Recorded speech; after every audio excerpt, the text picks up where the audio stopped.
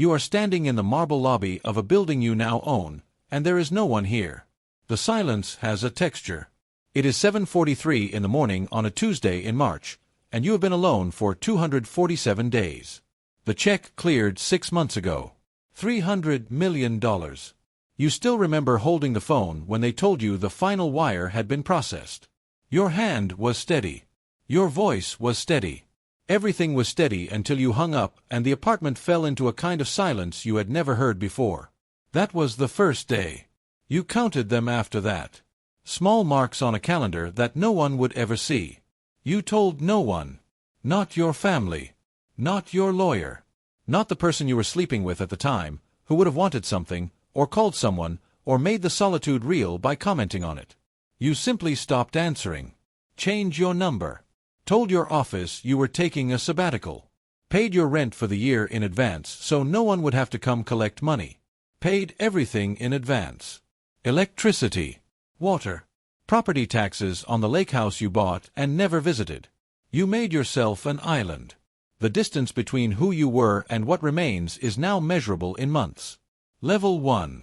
Day 1 through 30. You remember it now like this. The initial shock was not silence. It was an option.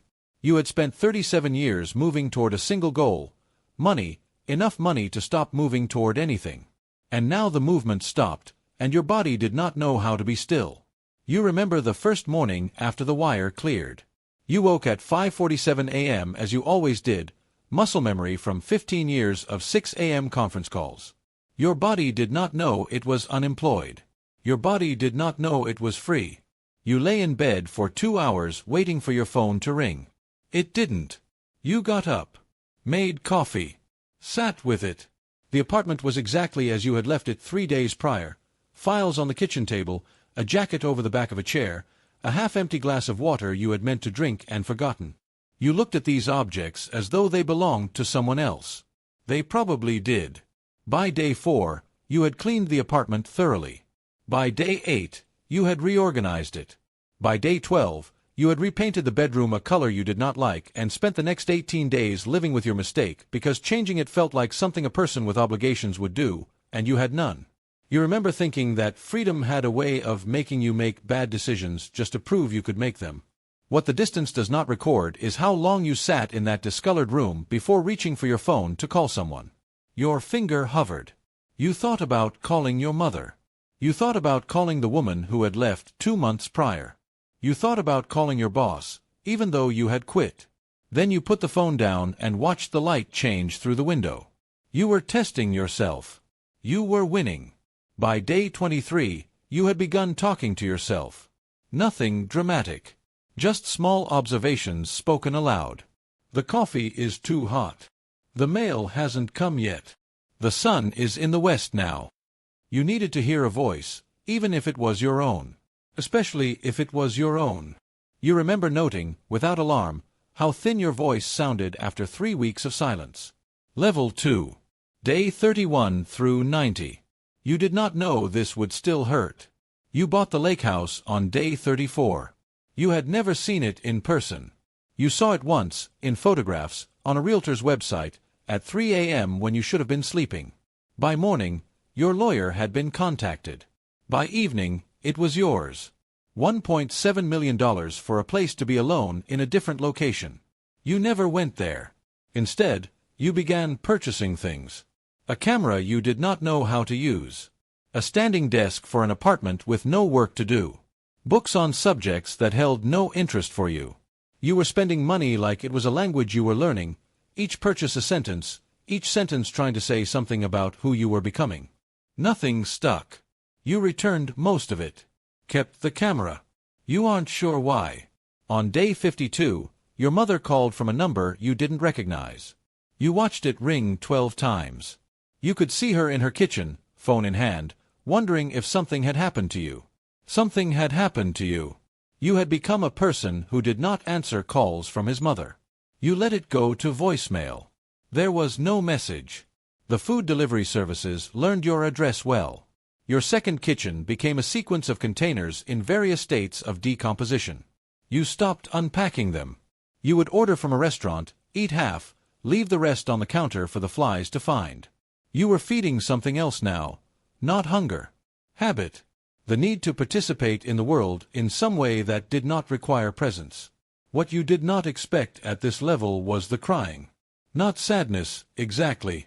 Something closer to boredom expressing itself as grief.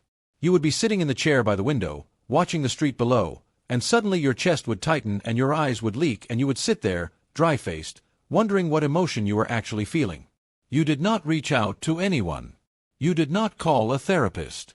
You did not do anything but notice the strangeness of being sad alone, where sadness has no audience and therefore no purpose. On day 70, a neighbor knocked. You didn't answer. They knocked again. Stopped. You never saw who it was. Level 3. Day 91 through 180. Here is what you did not know then. By the third month, the solitude had settled into the furniture like dust. It was no longer something you were doing. It was something you were. You had begun to develop rituals. Not the obsessive kind, nothing dark or compulsive. Small structures that made the days distinct from each other. Mondays you changed the sheets. Tuesdays you cleaned the kitchen. Wednesdays you did not do anything with intention, and this made Wednesday different from the other days in a way that made you realize the other days had intention. Thursdays you cooked. You had learned to cook, slowly, from videos with the sound off. You didn't want to hear anyone's voice but your own, and even that only when necessary. Your bank account had begun to mean very little. You spent money because the account was large, and spending it was a way of confirming you could. You could buy the camera. You could buy the lake house. You could buy the apartment you now stood in and the one above it and the one below it if you wanted to. The money was proof that you existed. It was also proof that existence, with $300 million backing it, felt almost exactly like non-existence. You began leaving the apartment on day 117. Not to meet anyone. Just to move through the world in a way that acknowledged the world existed. You would go to the grocery store at 8 p.m. when the aisles were empty, and you would walk them slowly, reading the labels on things you would not buy. You would sit in coffee shops for 3 hours, nursing a single cold drink, your laptop open but unused. You were learning that isolation did not require a locked room. It was a portable thing. You could be alone in a crowd. What surprised you at 134 days was a moment of clarity. You were sitting in a cafe. A stranger 3 tables over was reading a newspaper. He looked tired. He looked like he wanted to be somewhere else. He looked real in a way you had stopped being. You watched him for 7 minutes. Then you left. You thought, briefly, about reaching out to someone. You considered calling your father. He had died 4 years prior, so you called the cemetery instead, asked about plot maintenance, and thanked them for their work. The person on the phone, a woman named Sandra, went to some effort to describe the grounds, the care they took, the flowers that had been placed on his grave by someone who could afford to visit. You thanked her again and hung up before she could ask if you were the one doing the visiting.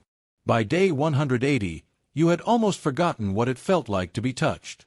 Level 4. Day 181 through 240. The distance between who you were and what remains widens. The second half of the year arrived without fanfare. No milestone. No recognition. Just the calendar advancing and you advancing with it, still alone. You had begun to wonder, with increasing specificity, what would happen if you did not break the silence. What if you simply maintained it? What if you made it permanent? Not death. Nothing so dramatic. Just a life where you did not speak to anyone, did not see anyone, did not participate in the social structures that had defined the first 37 years of your existence. You would have the money to manage it. You could hire services. Groceries delivered. Trash removed. All of human interaction is mediated through apps and strangers with scripts. You remember sitting with this thought on day 199. Really sitting with it. And feeling something close to peace. On day 203, you received a letter from your lawyer. The lake house had an issue. Structural damage. Water damage. Something needed immediate attention. He wanted permission to hire someone. You emailed back, whatever is necessary. Bill my account. You never learned what the problem was. You did not want to know. The lake house was better as an abstract thing, Proof of your ability to own, to discard, to maintain an idle property that you would never visit. Proof that even your charity was selfish. The woman you had been sleeping with before the silence began reached out on day 210. She sent an email to an old account she somehow still had access to. I heard you won the lottery or something. Congratulations. I hope you're happy. You stared at that sentence for 30 minutes. Then you deleted the email. Then you deleted your response before you sent it. Then you started to draft another response and stopped. What was there to say? Yes, you had won. No, it had not made you happy. Happiness was a concept that applied to people with others in their lives. You were learning to live outside of concepts. On day 228, you caught your reflection in the window of a bank and did not recognize yourself. Not because you had changed so dramatically, your appearance was largely intact, but because the person staring back did not seem to expect recognition. They seemed content to exist unobserved. You are standing somewhere you never expected to stand when this all began. That is the closing phrase of 6 months later, when you finally leave the apartment. When you finally allow someone else to occupy the space. Level 5. Day 241 through 365. You remember the end like this. The final 3 months were the strangest. The solitude had become so complete that introducing any variation felt like a rupture. You had begun, on day 241, to write down conversations you would have had. Not dialogue exactly. Just the space of what you would tell someone if someone were there to listen. You would write, I saw a child today on the street outside. He was crying. I didn't do anything. This seemed like important information. You saved it in a document you titled, The Year. It became longer. By day 300, it was 127 pages of observations that no one would read. You started going to the gym on day 272. Not to improve yourself. Just to be in a room with other humans and have them ignore you. You would sit on a piece of equipment, weights untouched, and watch people move. Watch them check their phones. Watch them look at themselves in the mirrors. Watch them leave. No one spoke to you. You did not speak to anyone. On day 302, your mother appeared at your apartment building.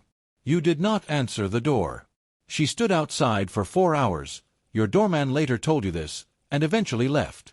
You watched her from the window above, saw her shoulders drop, watched her get in a car and disappear. You did not feel guilty. That surprised you. You felt curious about what guilt would feel like, but not guilty itself. The distance between who you were and what remains is now permanent. You know this by day 320. On day 347, you went to the lake house for the first time. You drove there in silence. No music, no podcast, no call on speaker, and when you arrived, you stood in the driveway and felt nothing. The house was beautiful, expensive, entirely empty. You went inside. Every room was perfect. Every room was unnecessary. You walked through all of them systematically, taking photographs with the camera you had learned to use. Then you left.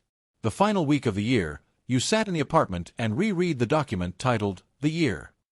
You deleted it. All of it. The observations about the child. The descriptions of the pool where no one spoke to you. The transcript of a conversation with a cashier that lasted 12 seconds. All of it gone. On day 365, exactly 1 year after the check cleared, you opened your laptop. You found the email address of a friend you had not spoken to in a decade. The email was simple, I'm back. I'd like to see you again, if you're willing. You hovered over send for a long time. Your finger moved toward the delete button. Then, without thinking, which is the only way decisions of this magnitude are ever made, you sent it. For 60 minutes, nothing happened. Then your phone rang. A number you did not recognize. You answered. And before you could say anything, before you could explain where you had been or what the past year had meant or why you had vanished so completely, your friend was already talking, already asking if you were still there, already asking what had happened to you.